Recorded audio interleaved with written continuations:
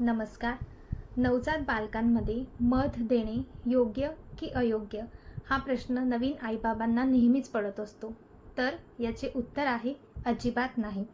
नवजात बालकांमध्ये रोगप्रतिकारक शक्ती आणि पचनसंस्था पूर्णपणे विकसित न झाल्यामुळे मधामध्ये असणाऱ्या क्लोस्ट्रिडियम बॉट्युलिनम नावाच्या बॅक्टेरियामुळे बालकांमध्ये इन्फंट बॉट्युलिझम नावाचा आजार होऊ शकतो आणि हे त्यांच्यासाठी अत्यंत धोकादायक आहे. त्यामुळे पहिले 6 महिने बाळांना फक्त आईचे दूध आणि डॉक्टरांच्या सल्ल्यानुसार फॉर्म्युला दूध देणे योग्य आहे. मग आता बाळाला मध कधी द्यायचे? तर बाळ 1 वर्षाचे पूर्ण झाल्यानंतर त्याची रोगप्रतिकारक शक्ती आणि पचनसंस्था हे विकसित झालेले असतात.